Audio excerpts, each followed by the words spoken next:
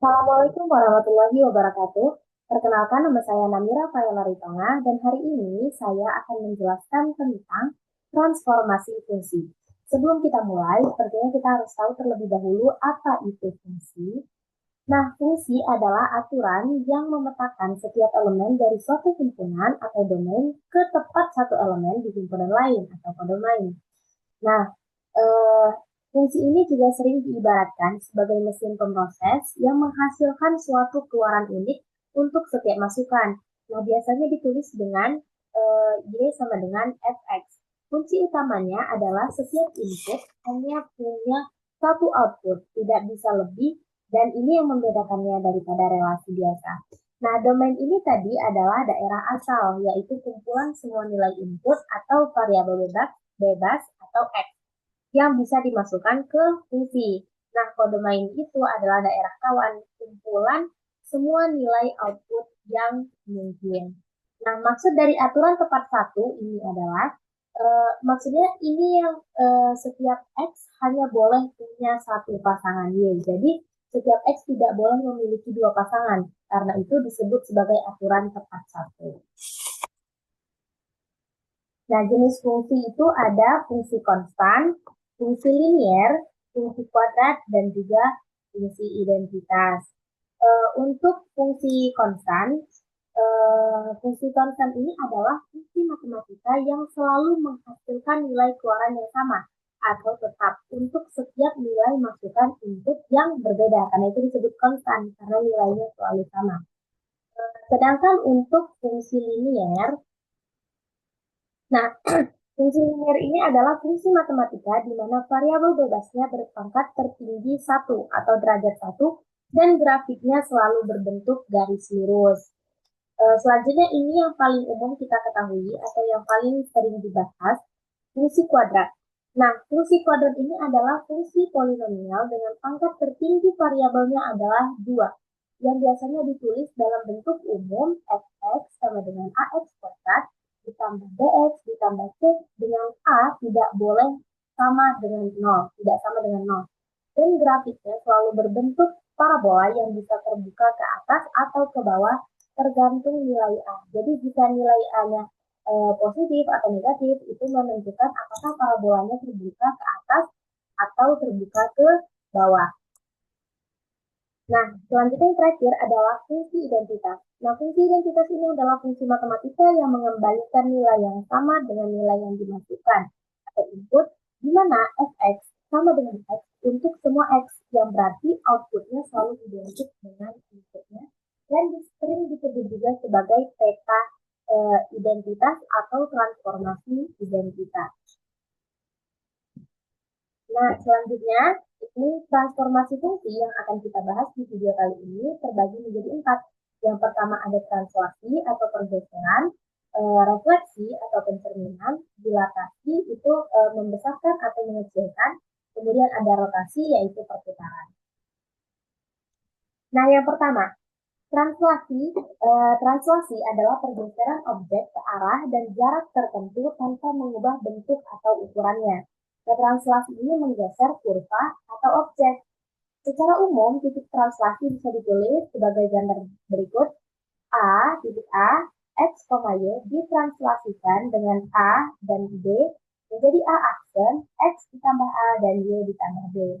Jadi didapatkan bentuk fungsi translasinya yaitu X sama dengan F, X kurang A ditambah B. Nah, selanjutnya ada contoh soal. Yang pertama, titik A 2,1 ditranslasikan oleh vektor 3,4. Tentukan koordinat bayangan titik A. Nah, jadi jawabannya di sini menggunakan rumus translasi, yaitu X, Y menjadi X ditambah A dan kemudian Y ditambah B. Nah, di mana A-nya adalah 3 dan B-nya adalah 4 sesuai dengan vektor tadi. Jadi vektor yang ini 3,4 mewakili A dan B, kemudian titik A 2,1 mewakili X dan Y. Nah, jadi A aksen sama dengan 2 ditambah 3, min 1 ditambah 4, jadi 5,3. Jadi jawabannya hasil translasi titik A 2,1 oleh vektor 3,4 adalah A aksen 5,3. Nah, itu yang soal yang pertama. Soal yang kedua, titik B min 4,6 ditranslasikan 5 satuan ke kiri dan 2 satuan maaf ke bawah. Tentukan bayangannya. Nah, jawabannya ke kiri berarti X-nya adalah min 5. Kenapa? Karena min 5, karena di dalam koordinat kartesius ketika kita bergerak ke kiri maka nilainya menjadi minus. Maka ke kiri sama dengan min 5, kemudian ke bawah itu 2. B aksen sama dengan min 4 dikurang 5, kemudian 6 dikurang 2, sama dengan min 9,4. Jawabannya B aksen sama dengan min 9,4. Nah, selanjutnya ada refleksi. Nah, transformasi geometri yang satu ini mencerminkan sebuah objek terhadap garis atau titik tertentu. Nah, dia garis atau titik tertentu yaitu garis atau titik cermin. Menghasilkan bayangan yang ukurannya sama persis tetapi posisinya terbalik. Seperti bayangan di cermin datar, di mana jarak titik asli ke cermin sama dengan jarak bayangannya ke cermin, tanpa mengubah bentuk atau ukuran apapun. Nah, transformasi pencerminan ini juga di mana objek yang dicerminkan dapat berupa fungsi atau kurva dengan pencerminan terhadap X sama dengan H, Y sama dengan K, sehingga bentuk persamaannya jika dicerminkan pada sumbu X, X asen sama dengan 2H dikurang X, sehingga persamaannya menjadi GX sama dengan F dikali 2H dikurang X, dan kemudian jika dicerminkan pada sumbu Y, G aksen sama dengan 2K kurang Y, sehingga persamaannya adalah GX sama dengan 2K dikurang FX. Nah, kita langsung masuk saja ke contoh soal. Nah, pertama diketahui fungsi fx sama dengan x pangkat 3 dan kurang 4x. Nah, bagaimana cara menyelesaikannya? Penyelesaiannya refleksi terhadap sumbu y.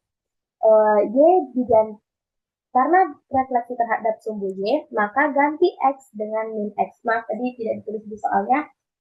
Soalnya di soalnya itu seharusnya ditulis refleksikan terhadap sumbu y. Maka karena direfleksikan terhadap sumbu y, x diganti dengan min x. Jadi gx sama dengan f min x. Jadi sama dengan min x pangkat 3 dikurang 4 dikali min x.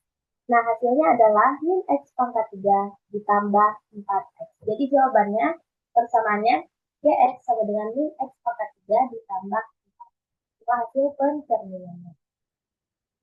Kemudian yang kedua diketahui fungsi fx, x kurang 6. Nah, ini direfleksikan terhadap sumbu x. Nah, karena direfleksikan terhadap sumbu x, maka dikalikan dengan min 1. Gx sama dengan min fx. Nah, min x kuadrat dikurang 6. Jadi min x kuadrat ditambah 6 karena dikalikan dengan minus.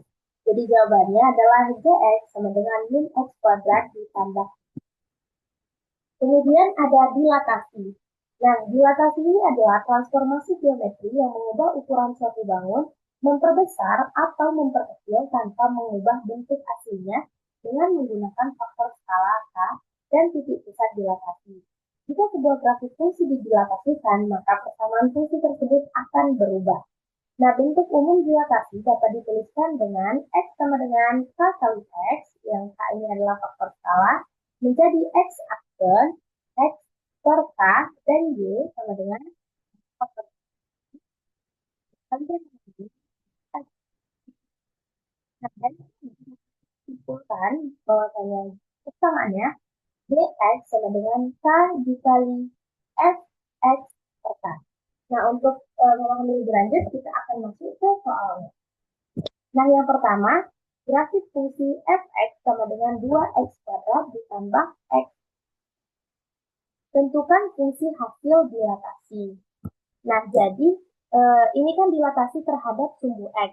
Maka dengan sumbu x dengan faktor 1/2. Jadi langkah-langkahnya itu adalah karena didilatasi dengan sumbu x, maka masuk ke rumusnya dx sama dengan 1/2 f.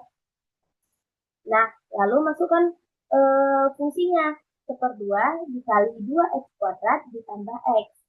Lalu dikalikan satu-satu menjadi x kuadrat ditambah 1/2 dikali x. Maka jawabannya adalah Gx sama dengan X kuadrat ditambah 1/2X. Kenapa bisa seperti itu? Karena semua nilai Y diperkecil setengahnya, jadi koefisien ikut mengecil juga. Kemudian ada grafik fungsi fx kurang x kuadrat ditambah 3x, tentukan fungsi hasilnya, fungsi hasil dilatasinya. Nah, jadi penyelesaiannya ini dilatasi terhadap sumbu Y dengan faktor 3. Dengan faktor 3. Nah, jadi langkahnya, karena dilatasi sumbu Y, maka Gx sama dengan F kali 3x. Ganti semua X dengan 3x. Jadi, 3x kuadrat ditambah 3 kali 3x. Sama dengan 9x kuadrat ditambah 9x. Nah, jadi fungsi hasilnya adalah Gx sama dengan 9x kuadrat ditambah 9x. Kenapa? Karena seluruh nilai X diganti dengan 3x. Nah, jadi kenapa X diganti dengan 3x? Karena grafiknya ditarik secara horizontal, jadi inputnya atau X yang berubah, bukan hasilnya atau Y. Selanjutnya ada rotasi. Nah, rotasi ini merupakan salah satu bentuk transformasi yang memutar setiap titik pada gambar sampai sudut dan arah tertentu terhadap titik yang tetap. Transformasi perputaran di mana objek yang diputar dapat berubah berupa fungsi atau kurva. Jika sebuah grafik fungsi dirotasi, maka persamaan fungsinya akan berubah juga. Nah, untuk rotasi ini ada peraturan khusus nilai rotasi pada titik pusat 0,0. Jika searah dengan jarum jam 90 derajat, maka X, Y menjadi Y, min. 180 derajat, titik X, Y menjadi min X, min Y. Dan 270 derajat, X, Y-nya menjadi min Y dan X. Maka nilai fungsi transformasi untuk titik 90 derajat atau 270 derajat adalah Y sama dengan min F X. Nah, kemudian ada juga nih untuk yang berlawanan arah jarum jam. 90 derajat, X, Y menjadi min Y, X. Kebalikan dari yang searah jarum jam. 180 derajat, X, Y, min X, menjadi min X, min Y. Tetap sama seperti yang searah dengan jarum jam.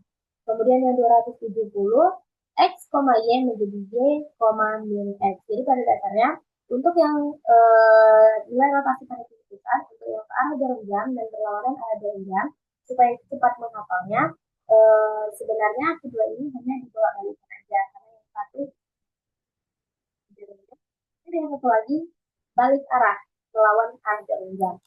Nah, maka nilai fungsi transformasi untuk yang berlawanan arah jarum jam, titik 90 derajat atau 270 derajat adalah Y sama dengan min F kali min X, min X sama dengan F min Y, X sama dengan min F min Y. Kenapa 180 tidak disebutkan? Karena 180 untuk kedua sisi ini yang searah jarum jam dan yang berlawanan nilainya tetap. Nah, kita langsung masuk ke contoh. Yang pertama, ada diberikan grafik fungsi fx 3x dikurang 2. Nah, tentukan fungsi hasil rotasi. Nah, penyelesaiannya itu adalah menggunakan rumus rotasi 180 derajat.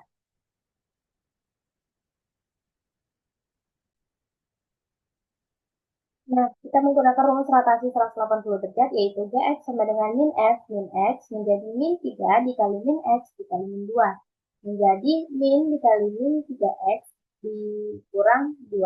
Nah, jawabannya menjadi 3x ditambah 2. Nah, jadi jawaban hasil fungsi rotasinya adalah Gx sama dengan 3x tambah 2. Nah, kemudian ada grafik fungsi fx sama dengan min x kuadrat ditambah 4. Tentukan fungsi barunya. Penyelesaiannya menggunakan rumus rotasi 180 derajat juga. Gx sama dengan min f min x min, ini ada double min x kuadrat tambah 4 menjadi min kali min x kuadrat ditambah 4 menjadi x kuadrat dikurang 4. Jadi jawabannya Gx adalah x kuadrat ditambah x kuadrat dikurang 4. Nah, kenapa kita bisa melakukan dengan menggunakan rumus 180 derajat? Nah, ada cara cepatnya yaitu Ambil titik yang mudah, biasanya titik puncak atau titik potong sumbu Y. Nah, contohnya di soal ini X kuadrat ditambah 4. Nah, titik puncaknya adalah 0,4. Setelah transformasi, puncaknya menjadi 0,-4. Yang berarti X-nya tetap, Y-nya berubah tanda. Berarti kenanya di sumbu X. Tapi grafik juga berubah arah dari bawah ke atas, berarti dua sumbu kena. Maka GX sama dengan min F min X, yang artinya kita menggunakan rumus 180 derajat. Nah, mungkin cukup sekian penjelasan tentang transformasi geometri dari saya. Terima kasih atas perhatiannya dan mohon maaf apabila ada kesalahan. Mungkin hanya ini ida wajakum kata amin fakoni. Akhirul kalam. Wassalamualaikum warahmatullahi wabarakatuh.